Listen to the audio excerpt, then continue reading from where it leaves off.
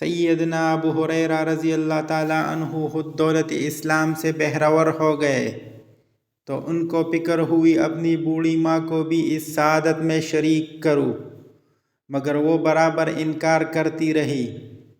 ایک دن حسب معمول ان کو اسلام کی دعوت دی تو انہوں نے شان نبوت میں کچھ ناروا الفاظ استعمال کیے۔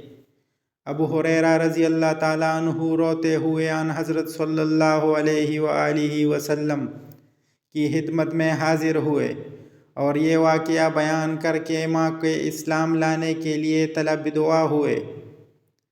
رحمت عالم نے دعا فرمائی، یا اللہ ابو ہریرہ رضی اللہ تعالیٰ عنہ کی ماں کو اسلام کی ہدایت دے۔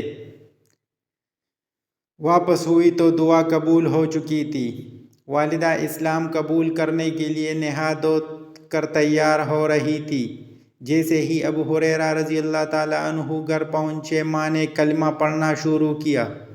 آپ رضی اللہ تعالیٰ عنہ اپنی والدہ سے یہ الفاظ سنتے ہی فوراً الٹے پاؤں پرد مسرت روتے ہوئے کاشان نبی پر حاضر ہوئے۔ عرض کیا، یا رسول اللہ، بشارت ہو آپ کی دعا قبول ہوئی، اللہ نے میری ماں کو اسلام کی ہدایت بخش دی۔